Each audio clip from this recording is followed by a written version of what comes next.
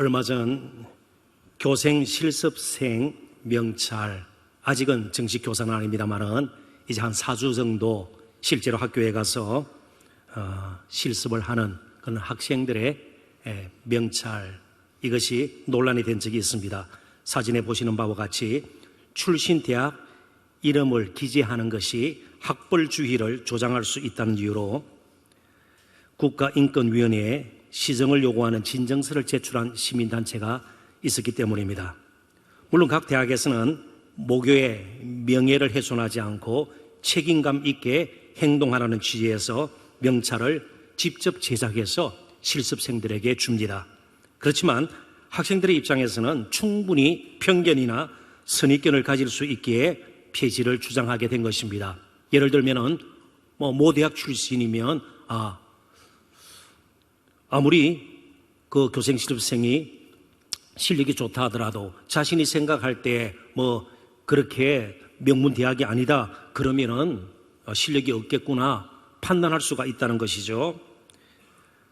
충분히 편견과 선입견을 가질 수 있기에 학벌주의를 조장할 수 있다, 이런 뜻으로 그런 진정서가 제출이 된 것입니다.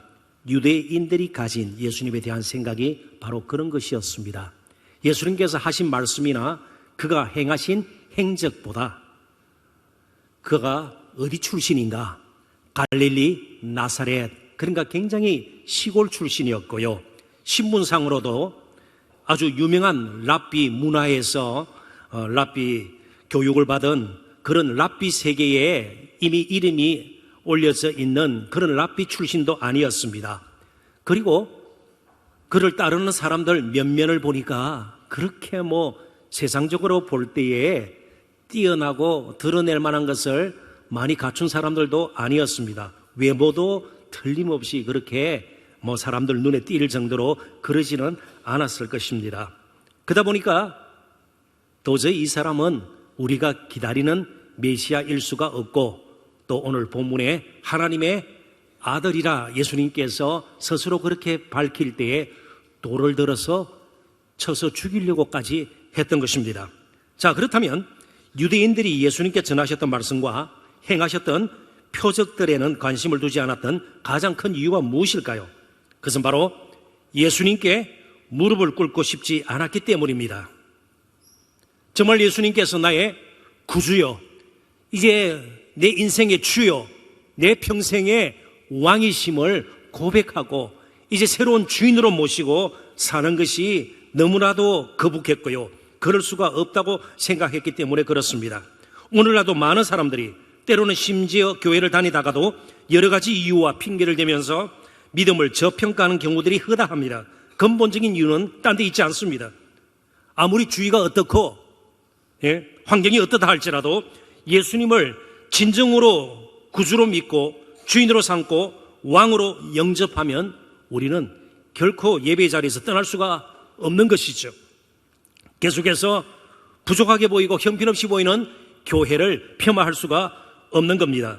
이유는 한 가지입니다. 계속 나 자신이 내 인생의 주인이 되어 나의 삶을 살고 싶어 하기 때문에 그렇습니다. 우리 베드로를 한번 볼까요? 베드로는 언제나 사람이 아니었습니다. 그러니까 예수님의 제자 되기에는 너무나도 불충분한 사람이었습니다. 갖춘 조건이라는 것은 고기 잡는 그런 기술 외에는 아무것도 가진 것이 없는 사람이었습니다.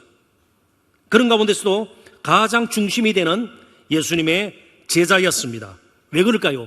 분명히 그에게는 이런 고백이 있었기 때문입니다.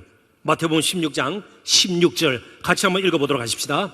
시몬 베드로가 대답하여 이르되 주는 그리스도시요 살아계신 하나님의 아들이시니이다. 아멘.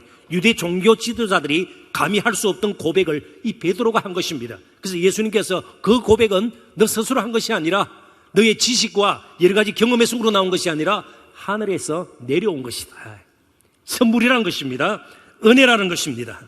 오늘 우리들이 정말 예수님을 구주로 삼고 왕으로 삼고 내 인생의 주로 삼아서 나의 삶을 맡기고 나의 미래를 책임질 수 있는 그분에게 온전히 신뢰하고 의지하면서 드릴 수 있는 것은요, 하나님의 은혜 때문입니다. 참 이 믿음이 하나님의 은혜 때문이죠. 나중에 살펴볼 것입니다. 그래서 이제 우리의 입술과 우리의 삶 속에서 이러한 고백이 정말 예수님 하나님의 아들이십니다, 이 고백이 힘해지지 않기 위해서 필요한 일들이 무엇일까 몇 가지 또 살펴보기를 원합니다. 첫 번째 나눌 말씀의 주제는 하늘의 심판입니다.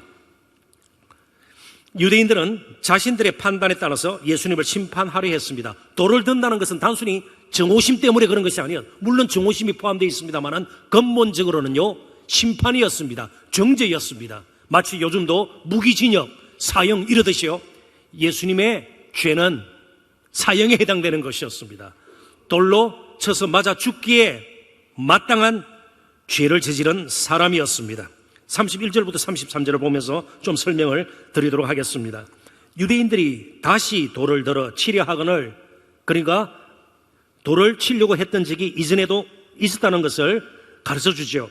예수께서 대답하시되 내가 아버지로 말미암아 여러 가지 선한 일로 너희에게 보였거늘 그 중에 어떤 일로 나를 돌로 치려 하느냐. 유대인들이 대답하되 선한 일로 말미암아 우리가 너를 돌로 치려는 것이 아니라 신성모독. 죄가 뭡니까? 신성모독. 하나님을 모독했다는 것입니다. 하나님을 모독한 것으로 인함이니 내가 사람이 되어 자칭 하나님이라 하미로라. 그들의 눈에는 예수님의 죄가 분명했고요, 그 죄를 처리하기 위해서 그들은 선고를 내렸습니다. 돌로 쳐서 죽이는 일이었습니다. 39절에도 보면 그들이 다시 예수를 잡고자 하였으나 그 손에서 벗어나 나가시니라. 예수님의 설명이 있었습니다. 하나님의 아들이 무엇인가에 대한. 그러나 그 설명을 듣고서도 그들의 마음은 변하지 않았습니다. 여전히 잡아서 죽이려고 했습니다. 예수님께서 무슨 말씀을 하시든 그리고 어떤 표적을 보이시든 그들의 눈에는 예수님이 돌에 맞아 죽어 마땅한 인물이었습니다. 왜요? 이미 그들의 마음에 그렇게 결정했기 때문에 그렇습니다. 그렇게 결정했기 때문에 모든 것이 그렇게 보일 따름입니다. 그런 식으로 계속해서 예수님을 대할 수밖에 없는 것이죠. 한 구절만 더 봅니다. 요한복음 8장 59절입니다. 그들이 돌을 들어 치려 하거늘. 오늘 본문의 말씀뿐만 아니고 이전에도 그들이 돌을 들어서 예수님을 치려 했습니다. 예수께서 숨어 성전에 나가시니라. 예수님께서 자신이 아브라함보다 먼저 계셨다고 말씀하시자 그들이 보인 반응입니다. 아브라함보다 먼저 계셨으니까 이분은 영원한 분이세요. 선제 먼저 계셨던 분이세요. 이런 것들이 도저히 그들의 눈에 비치는 예수의 모습하고는 연결이 되지가 않는 겁니다. 신성모독이라는 것을 하나님 행세한다고 그들은 느꼈습니다. 그러니까 유대인들은 예수님을 돌로 쳐서 죽일 기회만 엿보고 있었던 셈입니다. 왜요? 이미 마음속에는요, 스스로 돌이켜 하나님께 무릎을 꿇을 그런 마음이 전혀 없었다는 겁니다. 무슨 말씀을 들어도, 어떤 예수님이 행하신 표적을 보더라도 그들의 마음은 돌이킬 가능성이 없었습니다. 왜요? 이미 나름대로 선고를 내렸기 때문에, 돌에 맞아 죽어 마땅한 인물로 예수님을 보았기 때문에 그렇습니다. 자, 그러면 그들이 왜 예수님을 돌로 쳐 죽이기로 작정을 했을까요? 신성모독죄입니다. 신명기 13장 5절입니다. 제가 읽어볼게요. 그런 선지자나 꿈꾸는 자는 죽이라. 이는 그가 너희에게 너희를 애굽 땅에서 인도하여 내시며 종되었던 집에서 속량하신 너희의 하나님 여호와를 배반하게 하려 하며 너희의 하나님 여호와께서 내게 행하라 명령하신 도에서 너를 꿰어내리고 말하였음이라. 너는 이같이 하여 너희 중에서 악을 제할지니라. 그런 선지자, 꿈꾸는 자, 어떤 사람인가 하면 앞구절에 잘 설명이 되어 있는데요, 기적을 행하고요, 사람들이 놀랄만한 능력을 행사하는 사람들이에요. 그런 선지자, 꿈꾸는 자예요.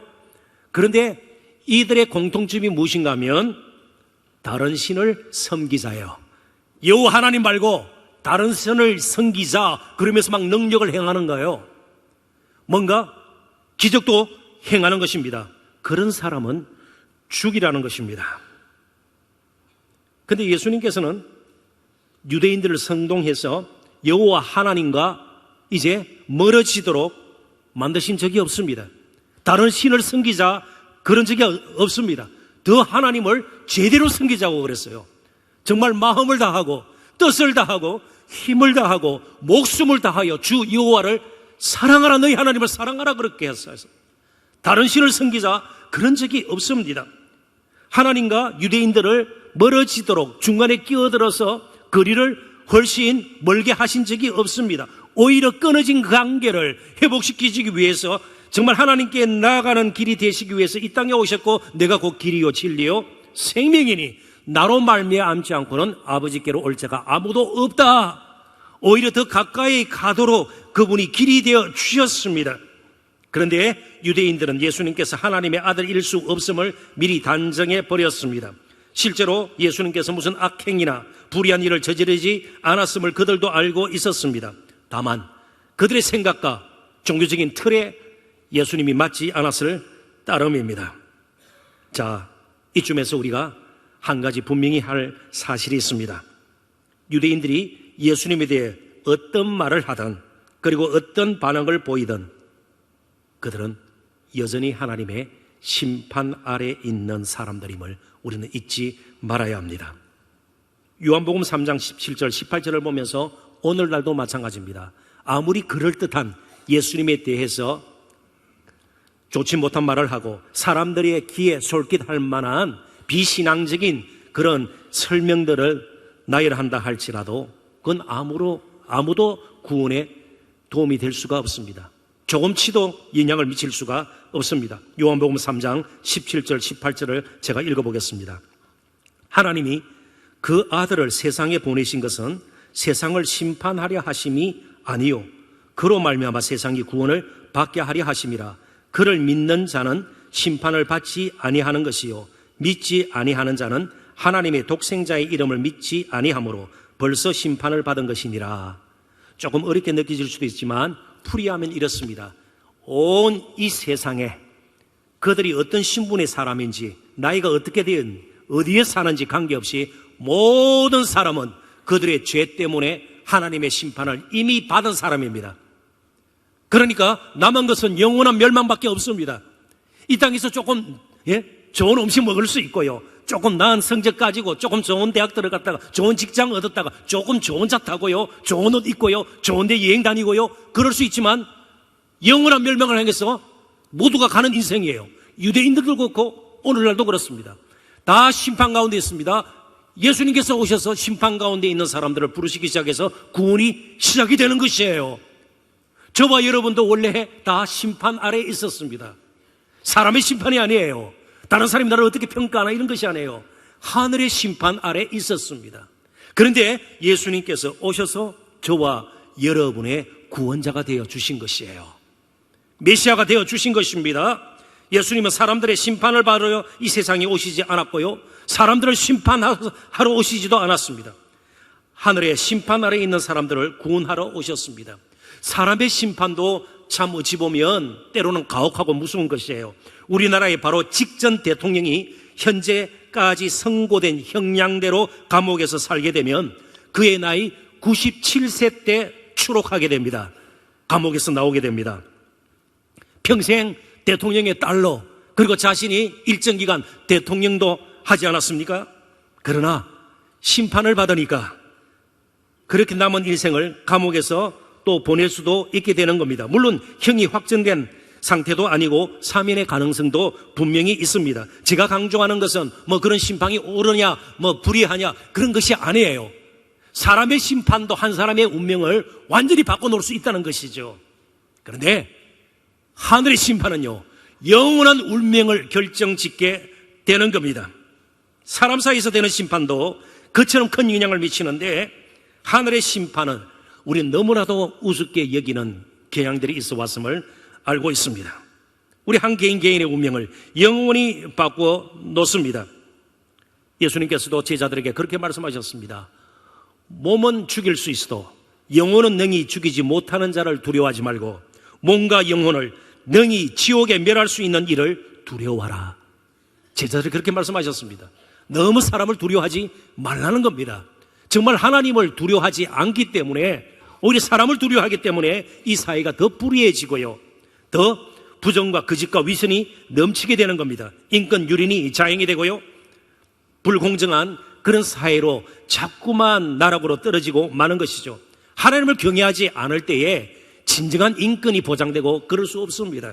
모두가 심판 아래 있기 때문에 서로 자신을 조금이라도 더 내세우기를 원하고, 더 높아지기를 원하고, 더 가지기를 원하고요, 더 뽐내기를 원하는 것, 이거 외에는 할 수 있는 일이 없다는 것을 우리는 인정할 필요가 있습니다.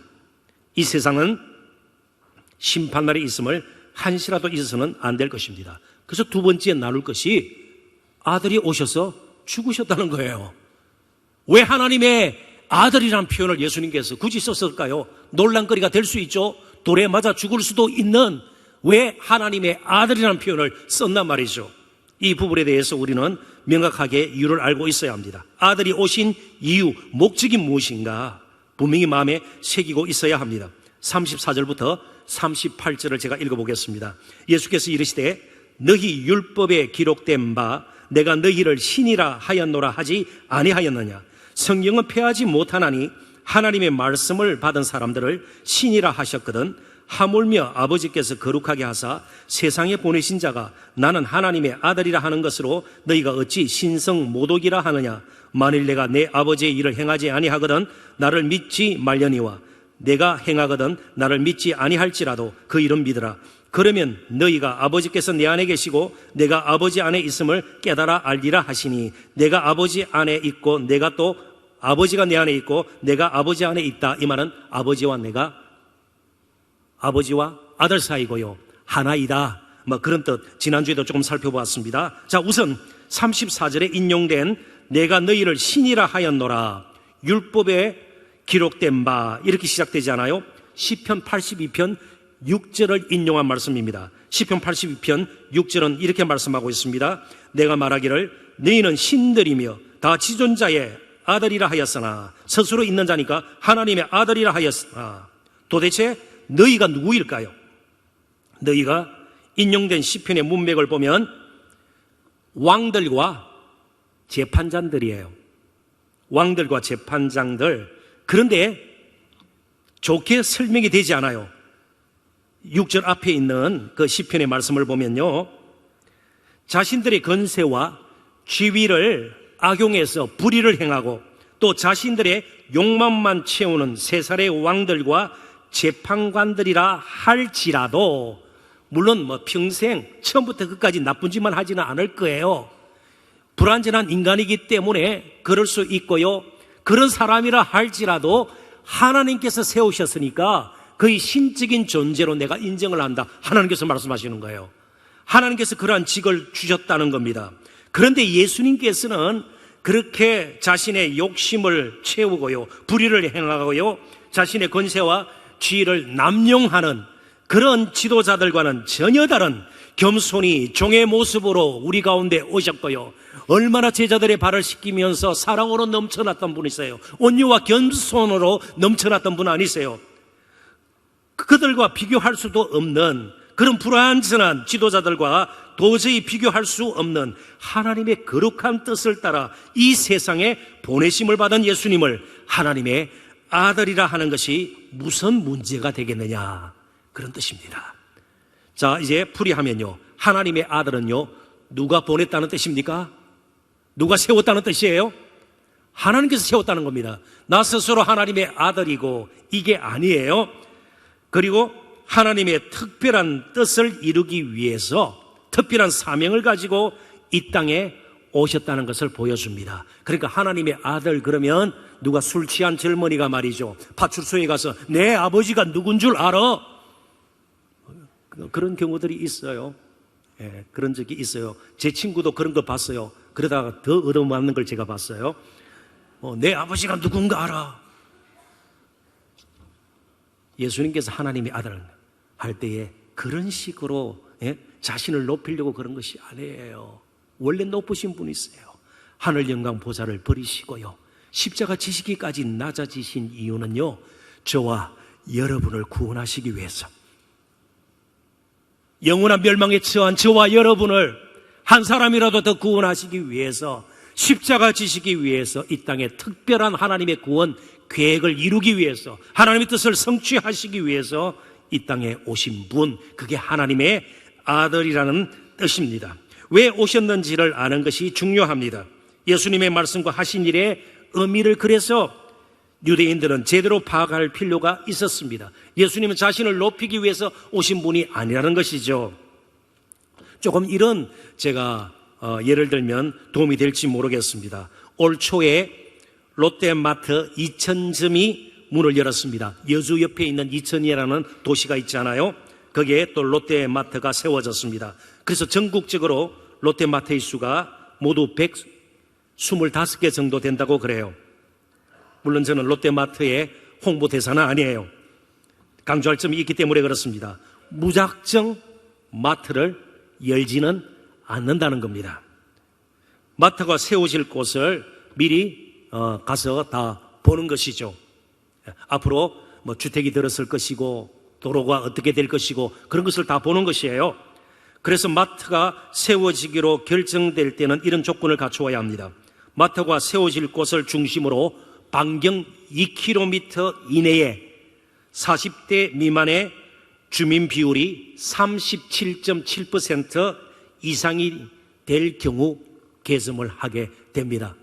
그러니까 마트가 세워지면 2km 반경 내에 거주하는 주민들의 10명 가운데 4명 정도가 40대 미만일 때 마트를 열게 된다는 겁니다. 무작정 열지 않아요. 땅값이 싸다고 해서 무조건 열지 않아요. 다 이유가 있는 것이에요. 철저하게 시장 조사를 하고 분석을 하는 것입니다. 예수님께서 무작정 이 땅에 오신 것이 아니에요. 저와 여러분의 형편을 예수님은 알고 계셨습니다. 하늘에서는 알고 계셨어요. 우리 청소년 여러분들의 장래 문제도 하나님께서는 알고 계세요. 지금까지 어떻게 살아왔는가도 알고 계세요. 지금 겪고 있는 문제가 무엇인가를 알고 계세요. 그리고 하나님께서 정하신 때에 저와 여러분을 하나님의 독특한 방식으로 불러주셨어요. 어떤 분은 기독교인 가정에서 자연스럽게 태어나서 신앙을 가지게 되는 것이고요. 어떤 분은 평생 예수를 믿지 않다가 정말 말년이 되어서 병상에서 예수를 만나게 되는 경우들도 있고요. 때로는 친구의 전도를 받아서, 때로는 사고를 당해서 가정의 우환 때문에 우연찮게 기도의 자리에 나왔다가 또 예수님을 만나게 되는 경우들도 있습니다. 예수님은 우리의 형편을 아시고요, 이 세상을 보시고요, 어떤 상태인지를 분명히 예수님께서는 헤아리시고 이 땅에 오신 겁니다. 무작정 목적 없이 오신 것이 아니에요. 그래서 하나님의 아들로 그분은 오셔야만 했습니다. 하나님의 뜻을 이 땅에 펼치기 위해서 하나님의 아들로 오시기로 작정을 하시고 그리고 오셨습니다. 정하신 때에 오셨습니다. 그래서 의인을 부르러 온 것이 아니오 내가 죄인을 부르러 왔노라 그렇게 말씀하셨습니다. 병등자에게는 의원이 필요 없는 것, 병등자에게 의원이 필요 있고 건강한 자에게는 필요 없다고 예수님께서 말씀하시면서 스스로 의인인 채 스스로 인생의 주인이 되어서 예수님 필요 없다고 생각하는 사람들에게는 예수님께서는 오셔도 아무 소용이 없는 것입니다. 요한복음 3장 16절 너무나도 잘 아시는 말씀인데 함께 읽어보도록 하십시다. 하나님이 세상을 이처럼 사랑하사 독생자를 주셨으니 이는 그를 믿는 자마다 멸망하지 않고 영생을 얻게 하려 하심이라. 독생자, 유일하게 하나밖에 없는 그 누구하고도 비교할 수 없는 아들, 독생자, 모노게노스, 독생자, 오직 한 분뿐인 그분이 우리 이 땅에 오신 것은요, 그를 믿는 자마다 멸망하지 않고, 이 말은요, 멸망이 전제된 이 세상에 한 사람이라도 더 멸망하지 않고 영생을 얻게 하시기 위해서 하나님께서 이 세상을 사랑하셔서 아들을 보내주셨다, 그런 뜻입니다. 마가복음 10장 45절 예수님께서 친히 하신 말씀입니다. 인자가 온 것은 섬김을 받으려 함이 아니라 도리어 섬기려 하고 자기 목숨을 많은 사람의 대속물로 주려 함이니라. 이 아들은요, 아버지의 빽을 믿고 마음대로 그죠? 재벌의 그 딸들이 그러지 않았어요? 모 항공사, 그죠? 딸들이 막 마음대로 소리도 치고요, 함부로 사람들을 대하지 않았습니까? 아니요. 그분은요, 섬김을 받으려 함이 아니라 도리어 섬기려 하고 자기 목숨을 많은 사람의 대속물로 주려 함이라. 이런 분이 신성모독죄에 해당이 될까요?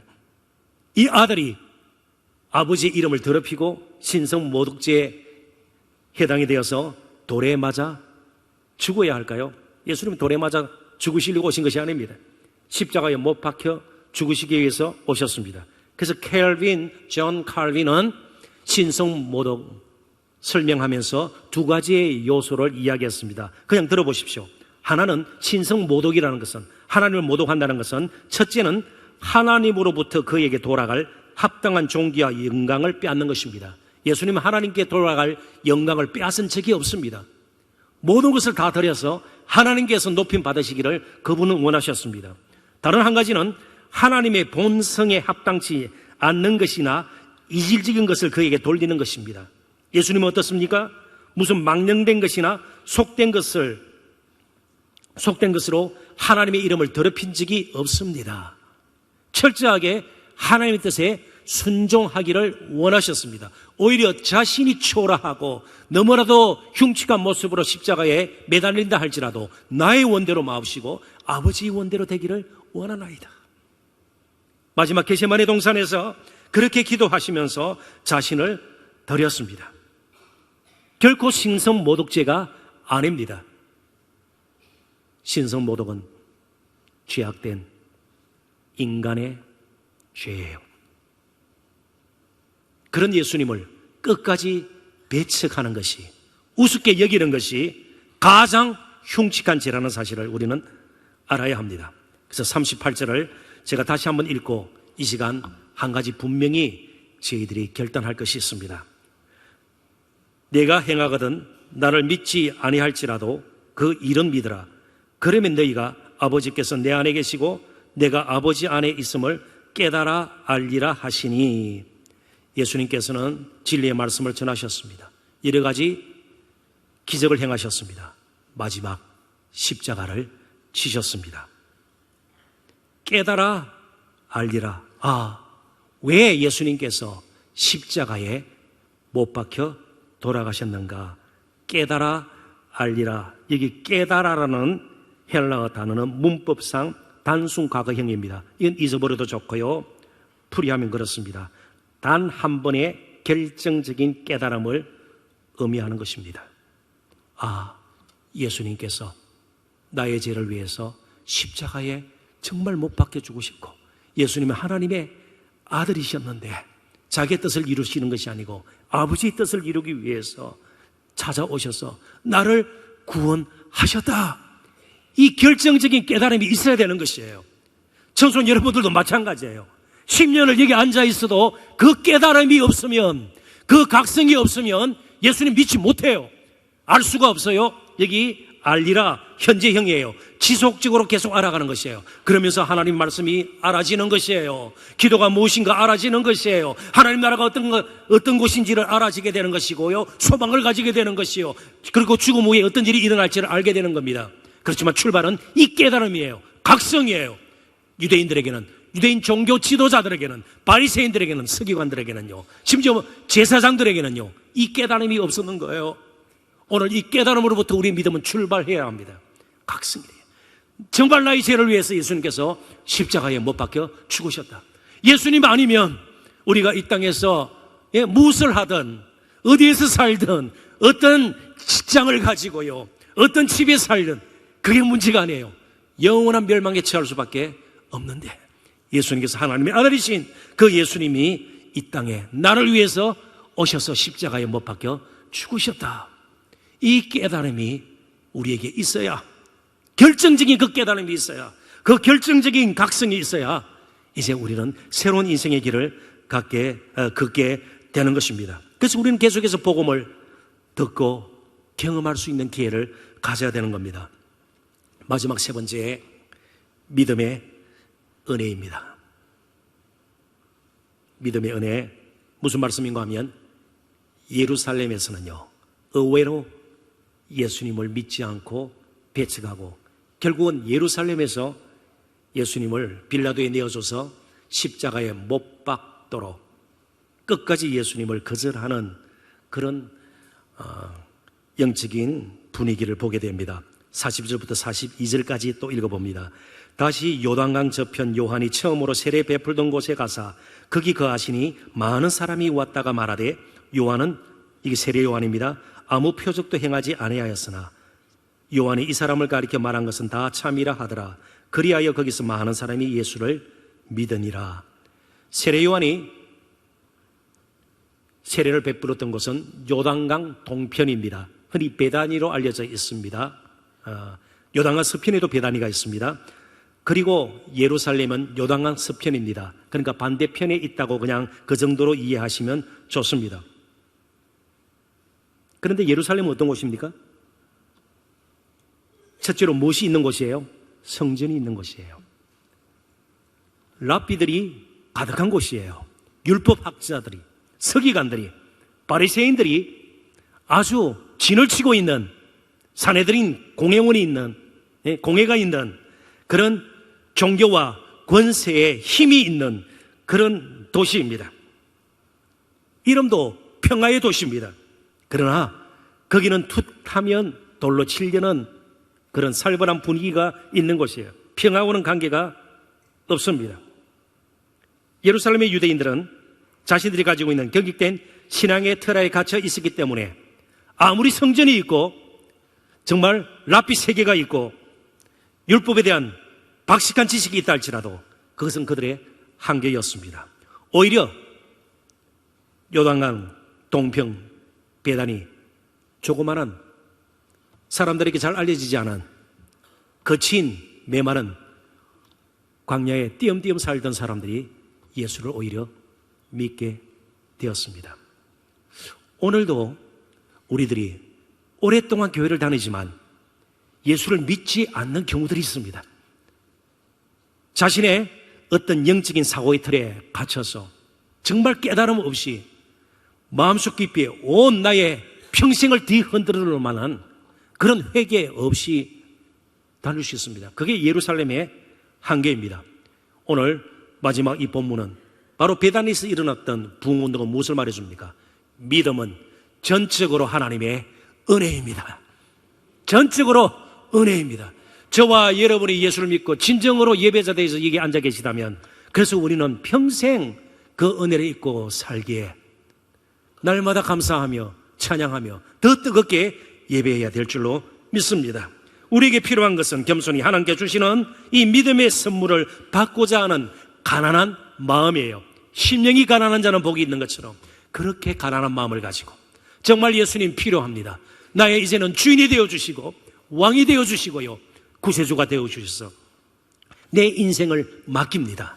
날마다 저와 동행해 주시고 영원한 천국까지 이끌어 주실 줄 믿습니다. 그 믿음으로 이제 남은 생을 또 힘있게 보내시는 저와 여러분 되시기를 주님의 이름으로 축원합니다. 기도하십시다. 하나님 아버지 은혜 왔습니다.